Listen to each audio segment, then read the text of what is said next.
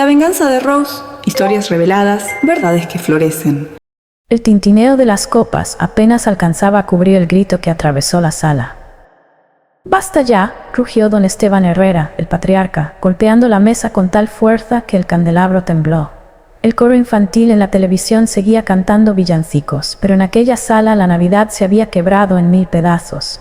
La carne al horno se enfriaba, los brindis quedaron en el aire y todos los ojos se clavaron en él. Yo, sentada junto a mi esposo Julián, sentí la sangre helarse en mis venas. Nunca había visto a su padre perder el control de esa manera.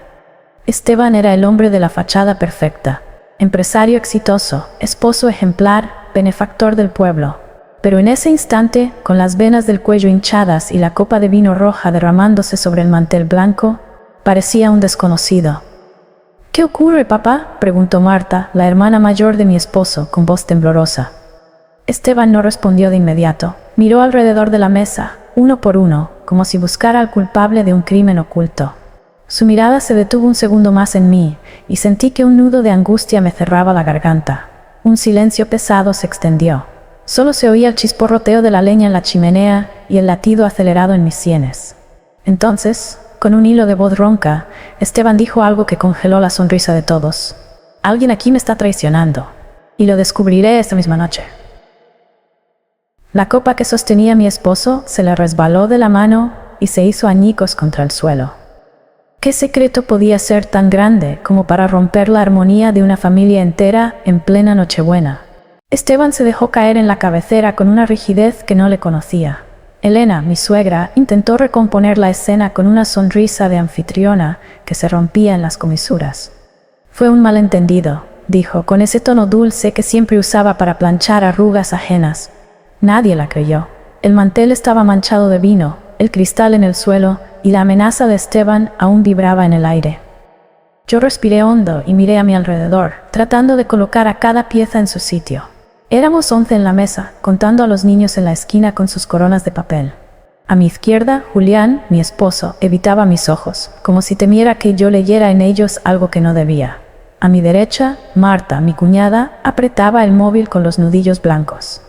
Frente a mí, Diego, el hermano menor, tenía esa media sonrisa de quien se cree más listo que todos, una sonrisa que no le llegaba nunca a los ojos. Más allá, el tío Agustín, primo mayor de Esteban, supervisaba todo con la severidad de un auditor. Y en la cabecera opuesta, Abel, el socio de Esteban, movía lentamente su copa como si agitara un secreto en el fondo del vino. He aprendido que las familias como los Herrera no hablan, ensayan la risa, la caridad, la cordialidad para la cámara y luego guardan los guiones en cajones con llave. Yo, que crecí en un apartamento con paredes delgadas y discusiones sinceras, había llegado a esta casa con la ingenuidad de quien cree que el amor es una habitación con ventanas abiertas. Aquí, sin embargo, el aire entraba filtrado a través de cortinas gruesas. «Ya está, Esteban», dijo Elena, rozándole el hombro. «No es noche para acusaciones». «Es noche para la verdad», replicó él, y hundió la mirada en el mantel. Su voz se quebró apenas 1 milímetro. Lo suficiente para que yo entendiera que aquello no era un capricho. Había miedo ahí. Miedo y rabia. Julián me tomó la mano debajo de la mesa, una presión corta, nerviosa. «No digas nada», murmuró sin mover los labios. «¿Decir qué?», susurré. No respondió. Y en ese silencio me di cuenta de que Julián sabía de qué hablaba su padre. Brindamos de manera torpe. Elena propuso por la familia, y todos alzamos las copas como para empujar un barco averiado hacia mar abierto. Los niños tiraron serpentinas, el televisor subió de volumen, las luces cálidas se volvieron sospechosamente cálidas. La casa de los Herrera siempre parecía un escenario donde no existía la noche real. Yo conocía la fachada de Esteban de sobra.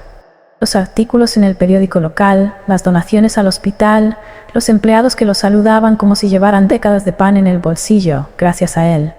Un hombre que construyó su apellido desde cero, repetían.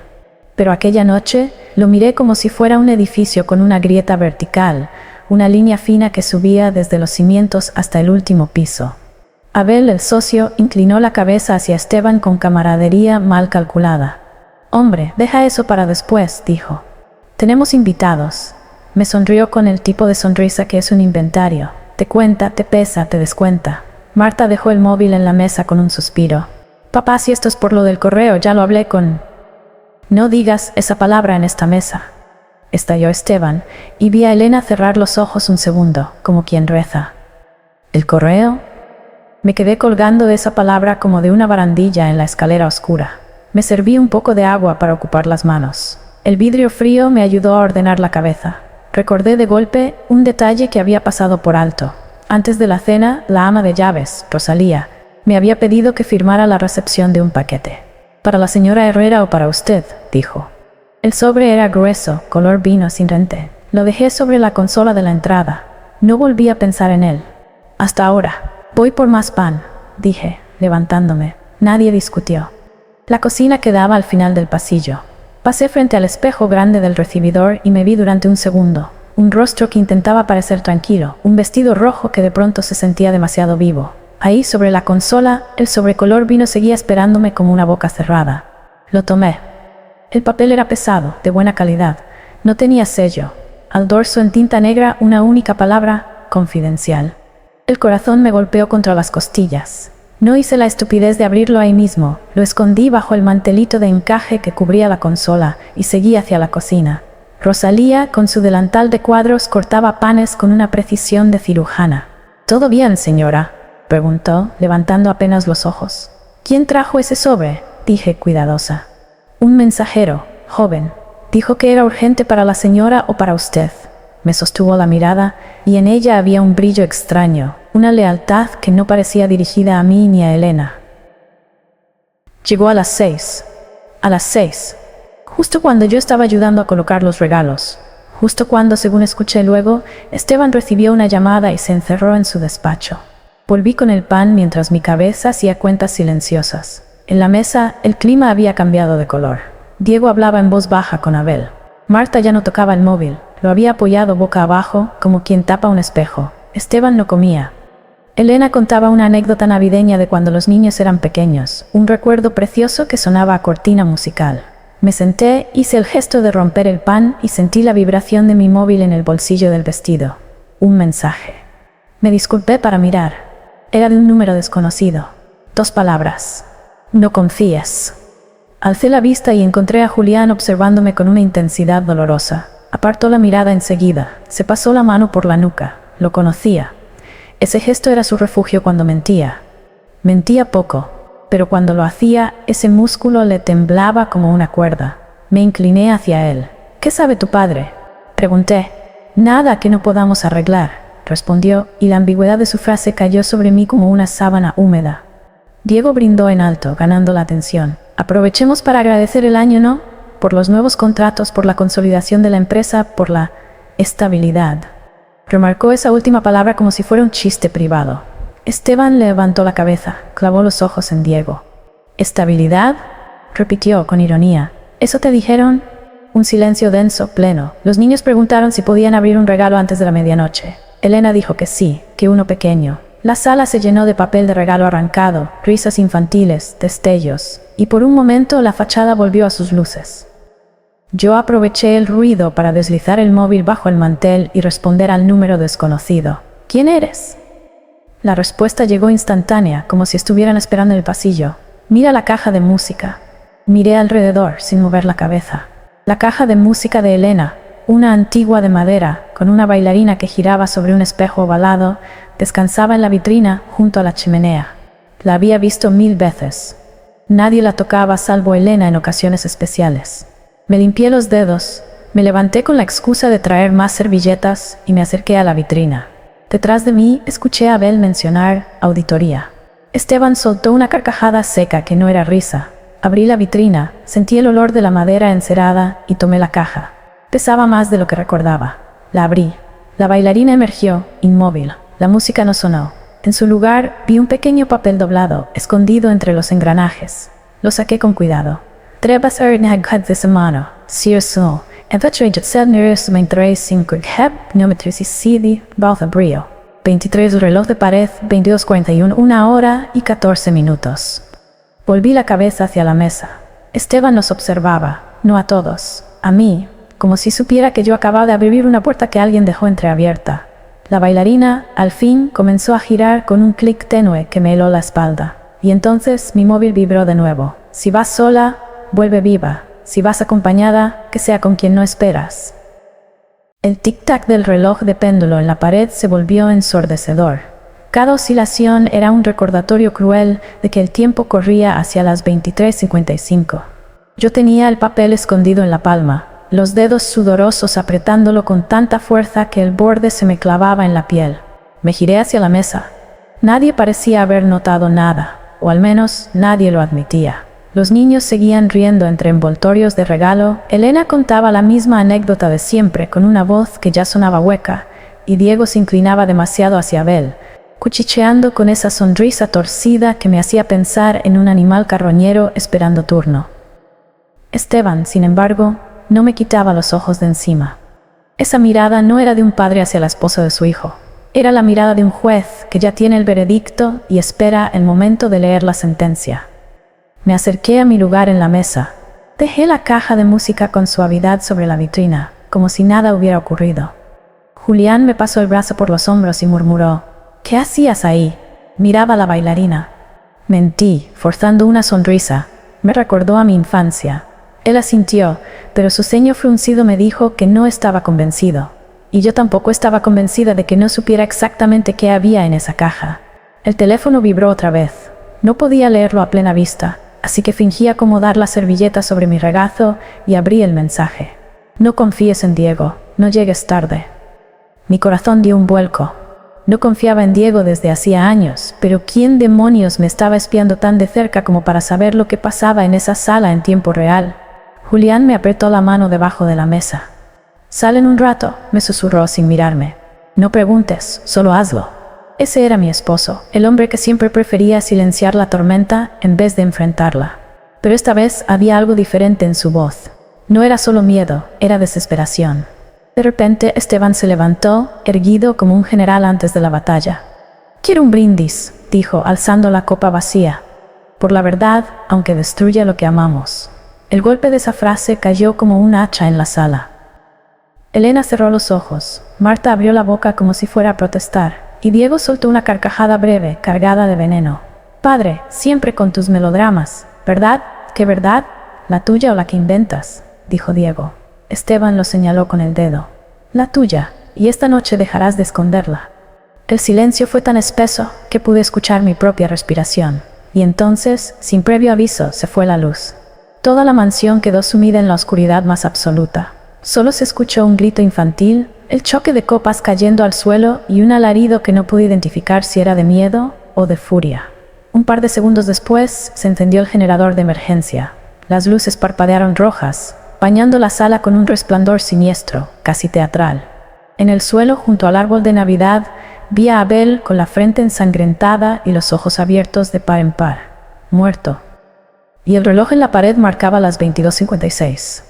«Quédate», porque lo que pasó después hizo que entendiera que esa noche no era una simple cena familiar, era una trampa a contrarreloj. El silencio posterior al golpe fue más aterrador que el propio grito. Abel yacía con la frente abierta, la sangre manchando los adornos dorados que habían caído del árbol. El olor metálico se mezclaba con el de la cera de las velas y el pino fresco, creando un aire espeso que me revolvió el estómago. Los niños chillaban.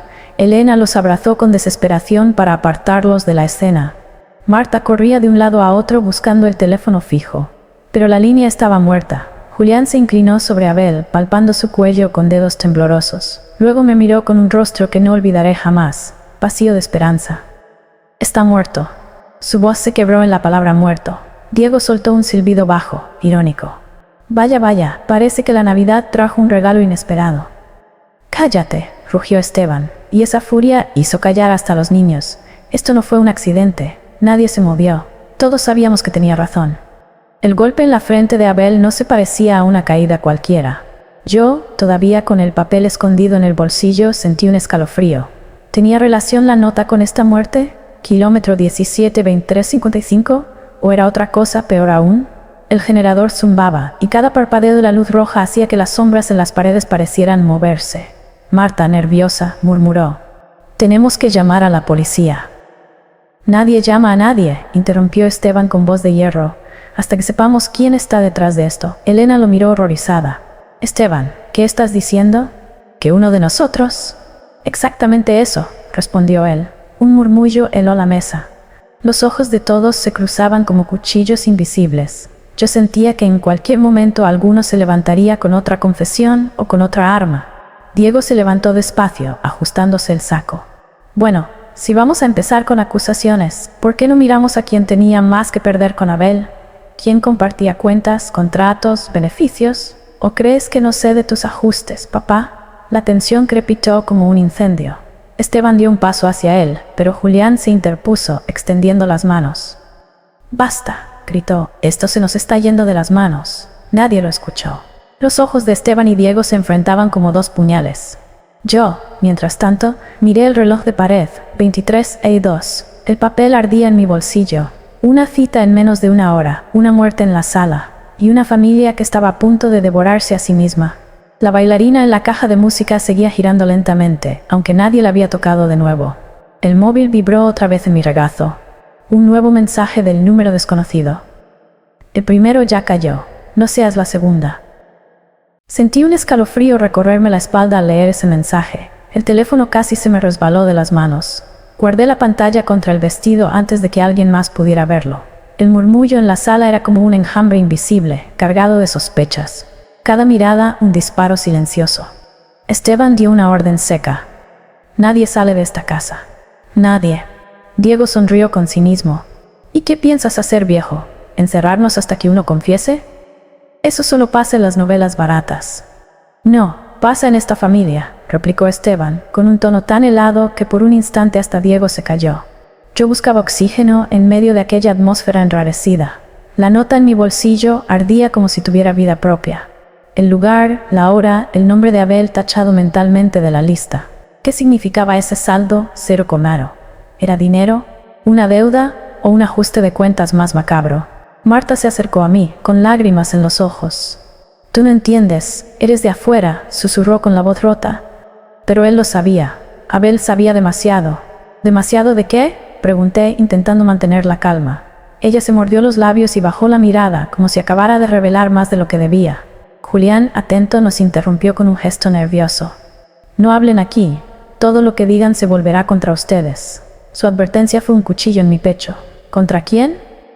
¿Quién escuchaba? ¿Acaso estábamos vigilados? El generador seguía lanzando su luz rojiza, convirtiendo cada rincón en una escena infernal. Rosalía, la ama de llaves, entró con un balde y trapos, como si la sangre pudiera borrarse del suelo con un gesto doméstico. Pero su rostro estaba demasiado tranquilo.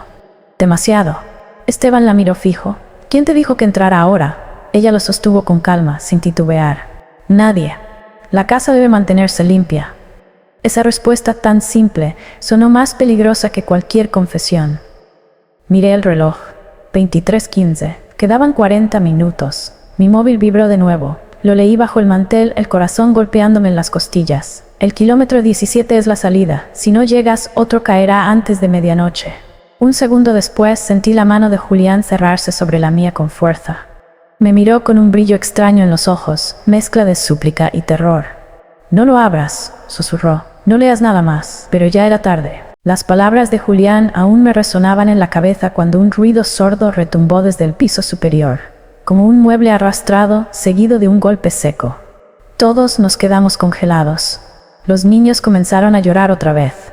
Esteban se levantó de inmediato, con esa energía de quien se niega a ceder terreno. «Diego, acompáñame», ordenó. «¿Y si yo no quiero?», respondió Diego con su habitual insolencia. «Entonces iré solo», replicó Esteban, y salió del comedor con pasos firmes, aunque sus manos temblaban visiblemente. El silencio en la sala era insoportable. Marta rezaba en voz baja, Elena intentaba calmar a los niños, y yo miraba a Julián, que no apartaba la vista de la puerta por donde su padre había desaparecido. De pronto, un grito desgarrador atravesó la casa. Subimos corriendo, guiados por la voz de Esteban. El pasillo estaba iluminado solo por la luz intermitente del generador. Frente a la puerta del despacho, lo encontramos arrodillado, con las manos manchadas de sangre. En el suelo, el cuerpo de Rosalía, la ama de llaves, yacía con la cabeza torcida en un ángulo imposible. Sus ojos abiertos parecían mirarnos, acusándonos a todos. Esteban jadeaba. «No fui yo. Llegué y ya estaba así». Diego lo miró con una sonrisa venenosa. «2 muertos en menos de una hora, padre». Y los dos bajo tu techo. ¡Qué conveniente! ¡Cállate, maldito!, rugió Esteban, intentando levantarse, pero Julián lo sostuvo para evitar que se lanzara contra su hermano. Yo apenas podía respirar. El papel en mi bolsillo se había convertido en una carga insoportable. El primero ya cayó. No seas la segunda. ¿Y ahora? ¿Rosalía era la segunda? ¿O seguía siendo yo? El reloj del pasillo marcaba las 23:27. El tiempo se consumía como una mecha encendida. Mi teléfono vibró de nuevo. Un nuevo mensaje. 2 fuera. El siguiente tiene tu sangre. Corre. Lo guardé de inmediato, con las manos temblorosas. Nadie debía saberlo. Si lo descubrían, me convertiría en la presa. Y en ese instante entendí algo que me heló la sangre. Alguien en esa casa no solo sabía lo que estaba pasando, lo estaba escribiendo en tiempo real. Las luces parpadeaban como si la casa entera respirara con dificultad. Rosalía seguía en el suelo, inerte, y Esteban, de rodillas, parecía más viejo que nunca. Diego no dejaba de provocarlo con su sonrisa cínica, disfrutando del caos como un espectador cruel. Yo sentía el móvil arder en mi bolsillo. 2 muertos, una cuenta regresiva implacable y un mensaje que me advertía que yo era la siguiente. Me costaba tragar saliva. ¿Quién estaba escribiendo esos mensajes? ¿Desde dónde? Marta, con las manos temblorosas, dijo: «Tenemos que salir de aquí. Esto es una trampa». «Nadie sale», gritó Esteban y golpeó la pared con el puño. «El asesino sigue dentro de esta casa y si alguien cruza esa puerta, no volverá». Elena, con lágrimas en los ojos, se aferró al brazo de su esposo. «Esteban, por favor, escucha a Marta. Llama a la policía». Pero Esteban negó con la cabeza, terco como un muro. «La policía solo servirá para encubrir. Esto es asunto nuestro».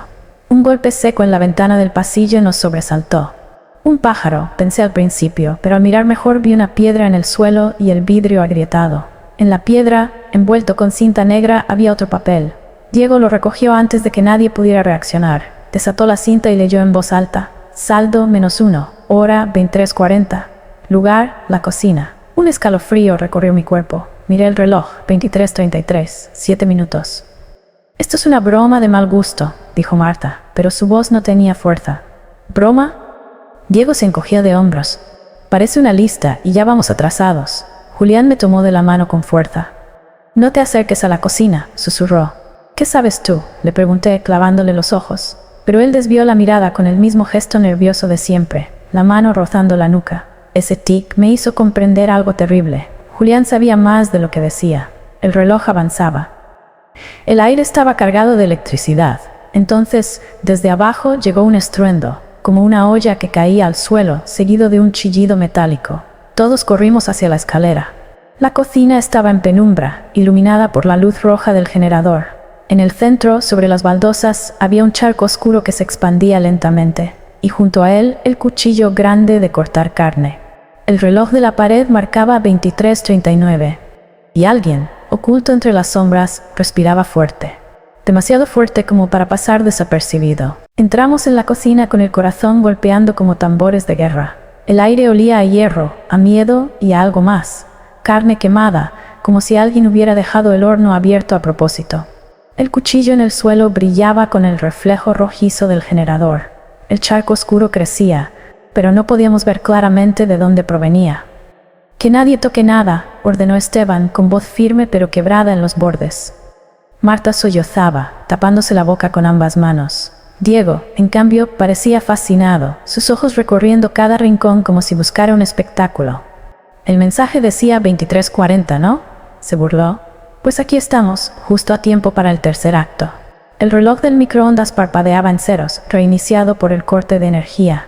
Miré el mío, 23:40 exactos. El segundo puntero avanzó con un clic metálico, y entonces lo vimos. Detrás de la isla de mármol, el cuerpo de Marta se desplomó con un gemido apenas audible. La hoja de su propio móvil iluminaba su rostro pálido, manchado de rojo. «Marta», gritó Elena, corriendo hacia ella, pero Esteban la detuvo con un brazo. Marta intentó hablar, pero solo salió un borbotón de sangre de su boca. En su mano temblorosa tenía un trozo de papel arrugado, empapado. Logré arrebatárselo antes de que cayera inerte. Lo desplegué con dedos entumecidos.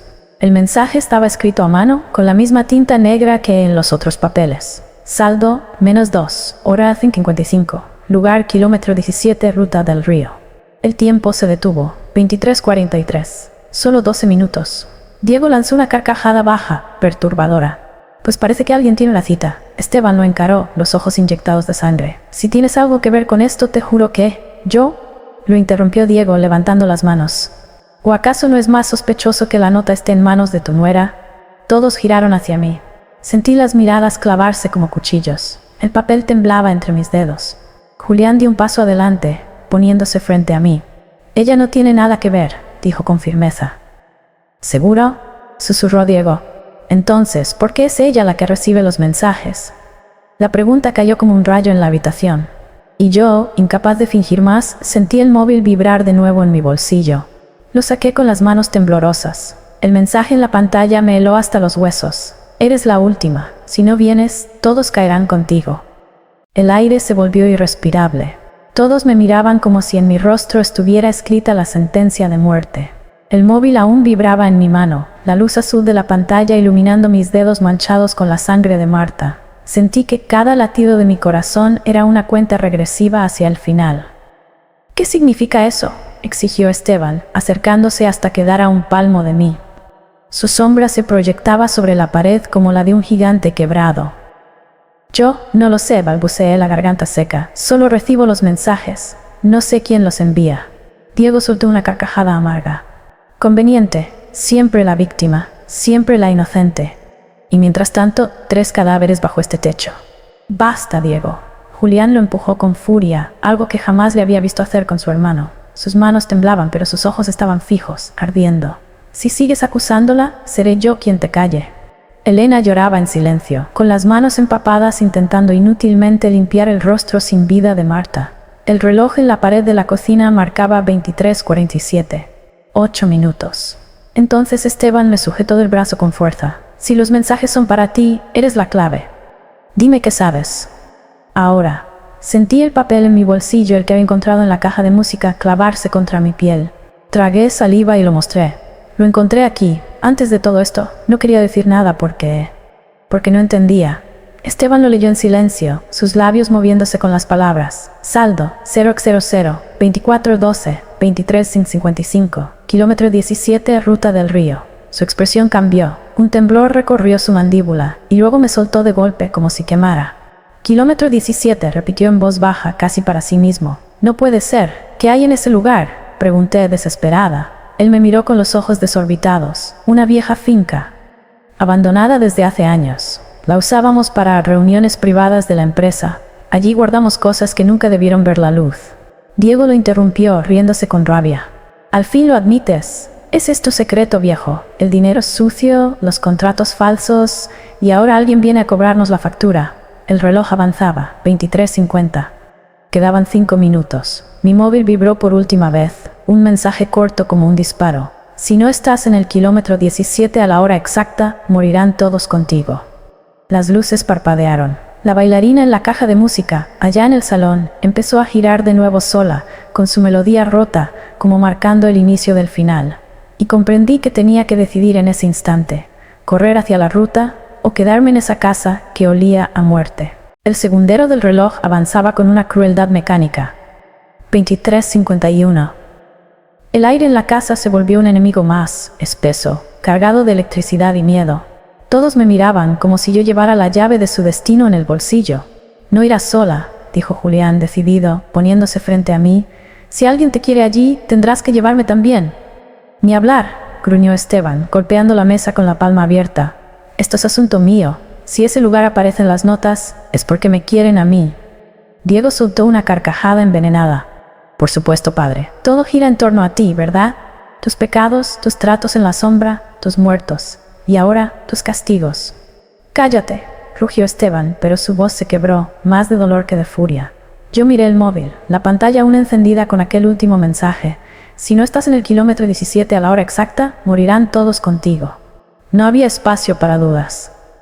El tiempo nos estaba empujando hacia ese lugar, quisiéramos o no. Escúchenme, dije con la voz firme a pesar del temblor en mi pecho. Si me quedo, moriremos todos. Si voy, tal vez haya una salida. No es una elección, es una trampa. Y ya estamos dentro. Elena, con lágrimas en los ojos, me tomó las manos. No vayas, hija. No dejes que te usen. La abracé. Sentí su fragilidad, el miedo de una madre que estaba perdiendo todo en cuestión de minutos. Pero la solté con suavidad.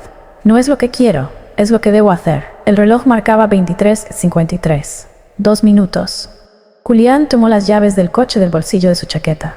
Vamos, yo conduzco, dijo Esteban, arrancándole las llaves con una fuerza inesperada. No confío en nadie más. Diego rió bajo, casi un susurro. Perfecto. Vayamos todos a ver cómo termina esta obra maestra. Salimos de la casa como fugitivos. La noche estaba helada, la carretera brillaba bajo la escarcha y el motor del coche rugió al encenderse. Me acomodé en el asiento trasero, el corazón latiendo al ritmo del velocímetro. 23:54. El coche devoraba los kilómetros con un rugido agudo. Y entonces, justo al tomar la curva hacia la ruta del río, vimos las luces. Un resplandor anaranjado en el horizonte, en la dirección exacta del kilómetro 17. Un fuego. Y supe, con una certeza helada, que alguien nos estaba esperando allí. El coche avanzaba como un proyectil. Las llantas chirriaban sobre el asfalto húmedo. El reloj del tablero marcaba 23:55. No había margen. El resplandor naranja se hacía más grande a cada segundo, iluminando la carretera como un presagio. Esteban apretaba el volante con los nudillos blancos. Sus labios murmuraban algo inaudible, quizá una oración, quizá una maldición. Julián miraba por la ventana, en tensión como un animal listo para saltar. Diego sonreía, disfrutando del caos, como si todo fuera un espectáculo privado montado solo para él. Yo sentía el móvil vibrar otra vez en mi mano. Un nuevo mensaje apareció, simple, brutal. Bienvenida a la verdad. El coche frenó en seco al llegar al desvío. Frente a nosotros, el kilómetro 17 se abría como una herida en la carretera, un portón oxidado, la vieja finca abandonada detrás, iluminada por el fuego de antorchas clavadas en el suelo. Había un coche negro estacionado, moderno, con las luces encendidas. No bajen, ordenó Esteban, pero ya era tarde.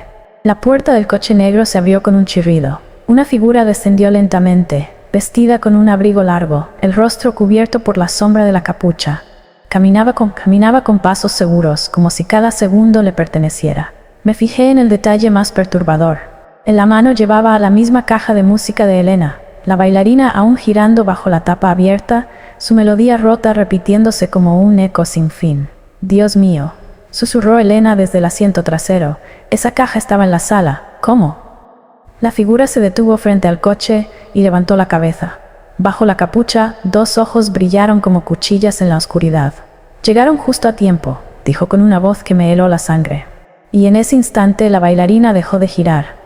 El silencio que siguió fue peor que cualquier grito. Un segundo después, las puertas del coche negro se abrieron al mismo tiempo.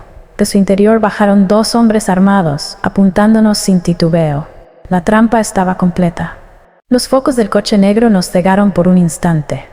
El silencio del campo se rompía solo con el crepitar de las antorchas y el chasquido metálico de las armas al ser cargadas. Esteban abrió la puerta de golpe, bajó con el pecho erguido, como si aún fuera dueño de la situación. «¿Quién eres?», gritó, desafiando a la figura encapuchada. «¿Qué demonios quieres de mi familia?». La silueta levantó la caja de música, giró la llave con un clic y la bailarina comenzó a sonar de nuevo, la melodía chillona flotando sobre la tensión. Luego habló con calma, cada palabra medida. «No es lo que quiero, es lo que merecen». Elena sollozaba, aferrada al asiento trasero. Julián me sujetaba de la mano con tanta fuerza que me cortaba la circulación. Diego, en cambio, reía en voz baja. «Esto es magnífico, el teatro perfecto. Alguien que por fin pone a nuestro padre contra la pared». La figura encapuchada dio un paso al frente. La luz reveló un rostro parcialmente descubierto, cicatrices antiguas, ojos hundidos, una boca torcida en una mueca siniestra. «¿No me reconoces, Esteban?», preguntó con un tono de burla venenosa. «Me dejaste en ruinas hace 20 años. Pensaste que estaba muerto, pero aquí estoy, y esta noche saldarás cada deuda». El nombre cayó como una piedra en medio del silencio. «Samuel Rivas». Esteban palideció, retrocediendo un paso. «Eso es imposible. Tú desapareciste». «Desaparecí porque tú lo decidiste, porque necesitabas un socio menos. Me borraste de tus cuentas, de tus contratos, de tu historia, pero no me borraste de la memoria de nadie». Levantó el arma con firmeza. «Y ahora, con tu familia como testigos, pagarás». Los hombres armados nos obligaron a salir del coche. El frío mordía, el suelo crujía bajo nuestros pasos. Yo sentía el papel en mi bolsillo como un fuego vivo, las palabras 23:55, grabadas en mi piel. El reloj de mi muñeca marcaba la hora exacta. Samuel sonrió. El tiempo se acabó. El sonido de la caja de música se detuvo. La bailarina quedó inmóvil, como congelada en medio de un salto imposible. Y en ese mismo segundo sonó el primer disparo. El estampido retumbó en la finca como un trueno. El cuerpo de Esteban se sacudió hacia atrás, una mancha oscura extendiéndose sobre su camisa blanca. Elena lanzó un grito desgarrador que heló la sangre de todos. Esteban cayó de rodillas, con la mirada clavada en Samuel, como si todavía no aceptara que aquel fantasma del pasado había regresado para hundirlo. «Cobarde», alcanzó a murmurar antes de desplomarse en la tierra helada. El mundo se quebró en 1000 pedazos. Elena se arrojó sobre su esposo moribundo. Diego se quedó petrificado, con los labios curvados en una sonrisa que no terminaba de nacer. Julián, en cambio, reaccionó como nunca lo había visto. Se interpuso frente a mí, extendiendo los brazos como un escudo humano. «¡Ya basta!», rugió, con una voz que no parecía suya. «Si quieres acabar con él, ya lo hiciste. Déjanos salir». Samuel inclinó la cabeza, casi divertido. «¿Salir? Nadie sale limpio de aquí». Todos comieron del mismo plato. Todos callaron cuando debían hablar. Yo apenas podía respirar. El frío me calaba hasta los huesos, y sin embargo, las palabras de Samuel eran un fuego que me consumía. Había algo más detrás de todo esto, algo que aún no se había dicho. Los hombres armados nos apuntaban sin titubeo. El tic-tac del reloj en mi muñeca sonaba como martillazos.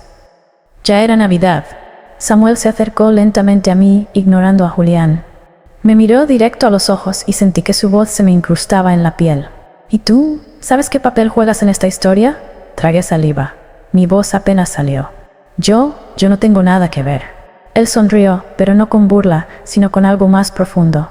«Claro que sí. Eres la única que no lleva su culpa escrita en la frente. Por eso eres la llave». Me entregó la caja de música, poniéndola entre mis manos. El frío del metal me atravesó los dedos. «Ábrela», ordenó. Temblando, giré la llave. La bailarina comenzó a sonar otra vez, pero esta vez, en el doble fondo, había un sobre sellado con cera roja. Samuel susurró como un veneno dulce. «Ahí dentro está la verdad que mató a Abel, a Rosalía y a Marta, y que hundirá al resto de tu familia si decides abrirlo». La melodía se detuvo de golpe. La bailarina quedó fija, y el silencio cayó como un cuchillo sobre todos nosotros. El sobre pesaba como si guardara plomo en lugar de papel. La cera roja brillaba bajo la luz temblorosa de las antorchas, con un sello en forma de espiral que parecía tragarse todo lo que lo rodeaba. Mis manos temblaban al sostenerlo, como si el destino de todos dependiera de un gesto tan simple como romper aquel sello. Samuel me observaba con ojos encendidos. «Vamos, ábrelo.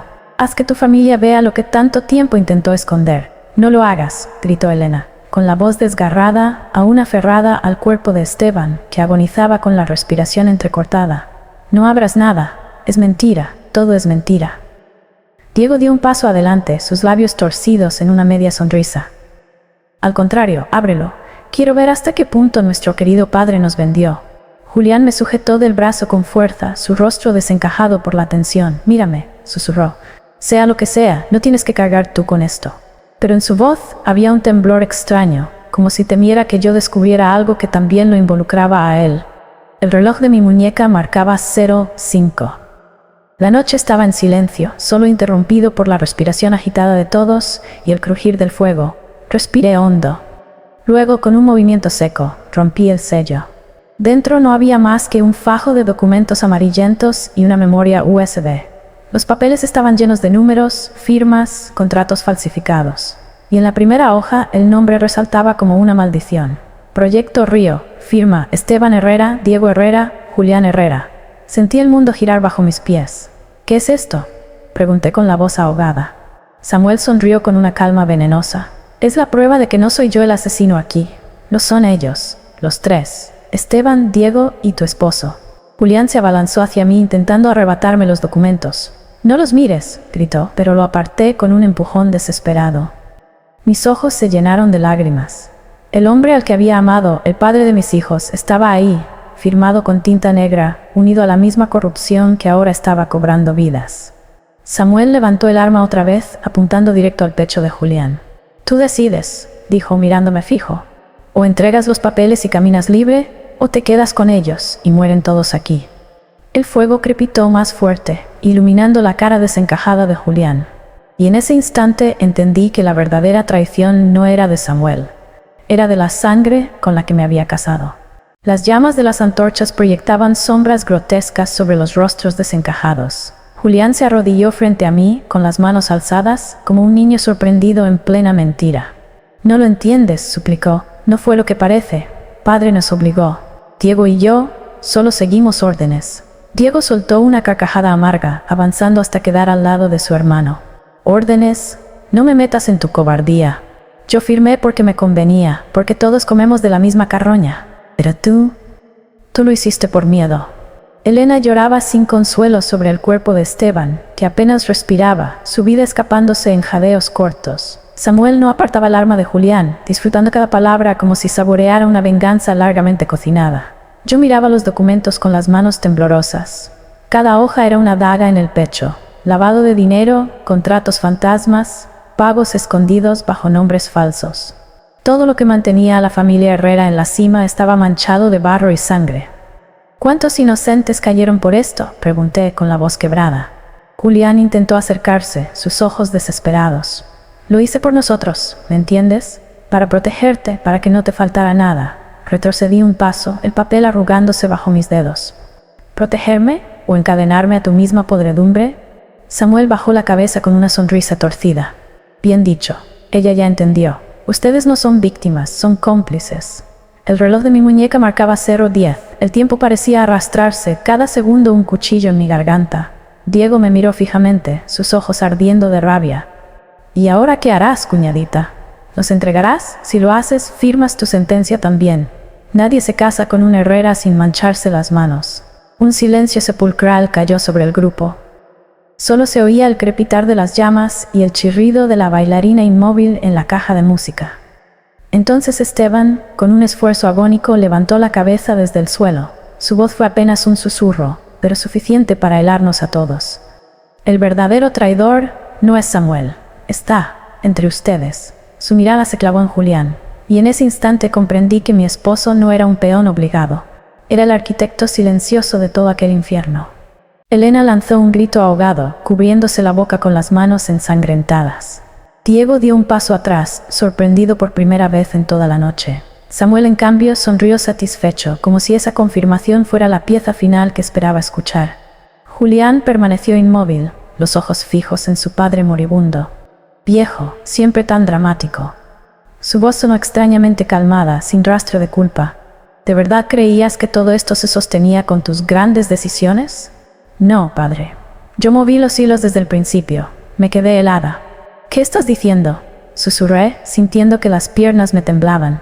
Julián me miró entonces, y en sus ojos ya no había rastro del hombre que conocía. Solo frialdad.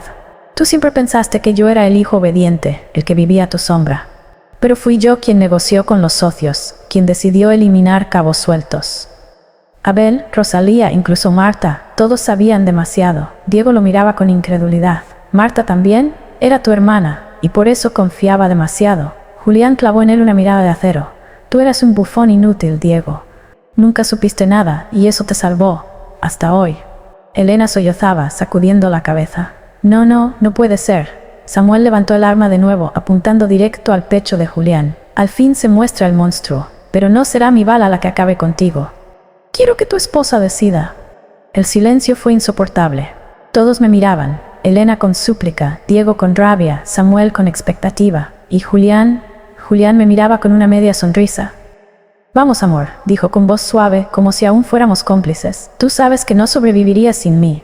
Dame los papeles. Te prometo que juntos saldremos de esta». El sobre crujió en mis manos. El peso de cada nombre, cada cifra, cada firma, ardía como fuego contra mi piel. Sentí que mis labios murmuraban una oración muda. Y entonces, antes de que pudiera decidir, Esteban exhaló su último aliento. Su mano cayó inerte sobre la tierra, y el eco de esa muerte llenó la noche con un silencio definitivo. El reloj marcaba 00:15, y yo entendí que no quedaba tiempo para más dudas. Tenía que elegir entre entregar a Julián o convertirme en parte de su infierno. El silencio tras la muerte de Esteban era tan pesado que parecía tragarse el aire. Elena lloraba en un murmullo roto, acariciando el rostro frío de su esposo. Diego respiraba con dificultad, los ojos abiertos como si hubiera visto un fantasma. Samuel mantenía el arma firme, sin pestañear, esperando. ¿Y Julián? Julián se acercó a mí despacio, extendiendo la mano. «Dame los documentos, amor», dijo con voz baja casi tierna. «No te expongas. Ellos quieren usarme de chivo expiatorio, pero juntos podemos escapar. Confía en mí». Esa palabra, confía, me golpeó como un veneno.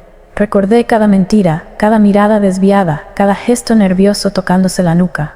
Recordé a Abel con el cráneo abierto, a Rosalía con el cuello roto, a Marta desangrándose en la cocina. Todo encajaba. No eran accidentes, no eran ajustes de cuentas de Samuel. Eran ejecuciones orquestadas por el hombre que tenía frente a mí. Apreté el sobre contra mi pecho. «¿Escapar a dónde, Julián?», pregunté con voz quebrada. «¿A cuántos más deberíamos enterrar en el camino?». Su sonrisa se torció. Ya no había máscara de ternura, solo acero. «Entonces me obligas a elegir yo», susurró. En un movimiento fulminante se abalanzó sobre mí, intentando arrebatarme los papeles. Sentí sus dedos hundirse en mi muñeca, la fuerza brutal de alguien que no estaba dispuesto a perder. Diego reaccionó tarde, pero reaccionó. Se lanzó contra su hermano con un rugido y lo empujó hacia atrás. Los dos rodaron por el suelo, peleando como bestias, golpes secos resonando en la tierra dura. Samuel no intervino. Solo observaba, con el arma aún en la mano, como si disfrutara del espectáculo que había provocado. «¡Basta!», grité, con la garganta desgarrada. Julián logró liberarse, rodó sobre Diego y lo golpeó en el rostro hasta dejarlo inconsciente. Se levantó, jadeando, los ojos encendidos de furia, y volvió a mirarme. «Dámelos ahora mismo», escupió. «O juro que nadie saldrá vivo de aquí». Elena gritó. «Eres mi hijo. No puedes». Pero Julián ya no escuchaba. Su mano se dirigió al cinturón, y entonces lo vi. Llevaba un arma oculta, pequeña, plateada, que brilló bajo la luz del fuego. Apuntó directo a mí. Y en ese segundo comprendí que mi decisión no solo era entre entregar los papeles o no. Era entre acabar con el monstruo que había amado, o dejar que siguiera devorando todo a su paso. El cañón del arma brillaba bajo la luz de las antorchas. Julián me apuntaba al corazón y por primera vez vi en sus ojos un vacío absoluto, una frialdad que borraba todo rastro del hombre con el que me había casado. «Es la última vez que te lo pido», dijo. La voz baja pero cargada de veneno. «Dame los documentos». Mis dedos apretaban el sobre con tanta fuerza que las uñas se clavaban en el cartón. Sentía las lágrimas arderme en los ojos, pero no las dejé caer. «Prefiero morir antes que convertirme en tu cómplice». El rostro de Julián se endureció. «Entonces muere». Todo ocurrió en un segundo. El disparo estalló, pero no fui yo quien cayó. Elena, con un grito desesperado, se había lanzado frente a mí. Su cuerpo tembló al recibir la bala y se desplomó en mis brazos, la sangre tiñendo su vestido. «¡Mamá!», rugió Diego, recuperando la conciencia y arrastrándose hacia ella. Yo apenas podía respirar. El calor de la sangre de Elena me empapaba las manos y sus ojos llenos de dolor buscaron los míos. «Perdónalo, si puedes», susurró y su cabeza cayó hacia un lado, inerte. Julián dio un paso atrás, como si ni él mismo hubiera previsto lo que acababa de hacer. «Yo no quería», balbuceó, pero su voz se quebró. Samuel aprovechó el momento. Disparó sin titubear. La bala impactó en el hombro de Julián, haciéndolo caer de rodillas. El arma de mi esposo rodó por el suelo hasta quedar a pocos centímetros de mis pies. Todo el mundo quedó en silencio, salvo Julián, que jadeaba, sangrando, con una mezcla de furia y desesperación en su mirada. «No, esto no termina aquí». Me incliné, recogí el arma con manos temblorosas y la apunté directamente a él. El peso del metal era insoportable, pero al mismo tiempo me daba una certeza helada. Ahora la decisión final era mía. Samuel me observaba con atención, casi con orgullo. «Hazlo, acaba con el monstruo que él mismo eligió ser». El reloj marcaba 00:20. Las llamas rugían alrededor. Y yo, con el dedo en el gatillo, tenía que decidir si apretar o soltar. El arma pesaba como una piedra en mis manos. El cañón temblaba, pero mis ojos no se apartaban de los de Julián. Él, de rodillas, sangrando por el hombro, me miraba con una mezcla venenosa de súplica y amenaza. «Dispara», escupió con rabia. «Si no lo haces tú, alguien más lo hará». Diego, aún con la cara hinchada por los golpes, se arrastró hacia mí. «No le creas», jadeó. «Siempre fue así. Siempre manipuló a todos. No merece que lo salves». Samuel se mantenía inmóvil, los ojos fijos en mí, disfrutando del teatro de la venganza que él mismo había provocado. No hay redención para él, dijo con calma. Si lo dejas vivo, solo sembrará más muerte. Las lágrimas me nublaban la vista. Recordé la primera vez que Julián me tomó de la mano, el día de nuestra boda, las promesas de construir una vida juntos. Todo parecía un recuerdo ajeno, una mentira cuidadosamente tejida. El cuerpo sin vida de Elena yacía a mis pies, todavía tibio. Su sacrificio me quemaba la piel. El cadáver de Esteban, más atrás, era la prueba final de que esta familia se había consumido en su propia corrupción. ¿Y qué pasa si disparo?, pregunté, con un hilo de voz. ¿Me convierto en él? Samuel dio un paso hacia adelante. No, te conviertes en la única capaz de romper el ciclo. El reloj marcaba 0:23. Cada segundo era un látigo en mi espalda. Julián inclinó la cabeza, con una sonrisa torcida manchada de sangre. Si aprietas el gatillo, yo gano, porque vivirás el resto de tu vida con mi sombra. El silencio fue absoluto, solo las llamas crujían a nuestro alrededor. Respiré hondo, y entonces apreté el gatillo. El estampido retumbó en la noche. Julián se desplomó sobre la tierra húmeda, los ojos abiertos, fijos en mí. Solté el arma al instante, como si me quemara. Mis manos temblaban, mi corazón latía a un ritmo imposible. Diego comenzó a reír entre sollozos, un sonido roto, casi animal. Samuel se acercó, me arrebató el sobre con los documentos y asintió. Lo hiciste, ahora eres libre. Pero al mirar alrededor, los cuerpos, la sangre, las ruinas de una familia, comprendí que nadie saldría realmente libre de aquel infierno. Y lo peor fue escuchar la voz de Samuel, baja, apenas un susurro. Esto solo fue el principio. El fuego consumía las antorchas, y con ellas, la última ilusión de que esa noche pudiera terminar como una simple pesadilla. Samuel guardó el sobre dentro de su abrigo y se dio media vuelta, caminando hacia el coche negro con la calma de quien ha cumplido su propósito. Sus hombres lo siguieron, dejando tras de sí el olor a pólvora y muerte. Me quedé de pie en medio del kilómetro 17, con las manos vacías y ensangrentadas, rodeada de cadáveres que alguna vez fueron mi familia. El aire helado me cortaba la piel, pero no sentía nada. Solo un hueco inmenso en el pecho. Diego, con la cara destrozada y los ojos vidriosos, se arrastró hasta el cuerpo de Elena. Todos muertos, todos, murmuraba, como si no pudiera comprender la magnitud de lo ocurrido. Yo cerré los ojos un instante, buscando fuerza en el silencio. Recordé las palabras de Julián, su sonrisa torcida, sus mentiras. Recordé la súplica de Elena antes de morir. Perdónalo si puedes. No podía, no después de todo. El reloj en mi muñeca marcaba 0:30. La Navidad acababa de comenzar y yo estaba sola entre cenizas. Un viento fuerte apagó la última antorcha. La oscuridad cubrió la finca. Entonces entendí que aquel sobre que Samuel se había llevado no solo era una prueba contra los Herrera, era una llave. Una llave para abrir algo más grande, más oscuro, que apenas comenzaba a mostrarse.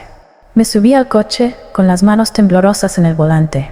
Arranqué y miré por el espejo retrovisor. El kilómetro 17 se alejaba detrás de mí, convertido en un cementerio de secretos. Mientras la carretera se abría ante mí, una pregunta martillaba mi mente. Una pregunta que no tendría respuesta inmediata, pero que me perseguiría siempre. ¿Había terminado realmente esa noche o Samuel me había convertido en la pieza principal de un juego mucho más grande? La caja de música, olvidada en el asiento trasero, comenzó a sonar por sí sola. Y con cada nota rota, supe que la historia aún no había acabado.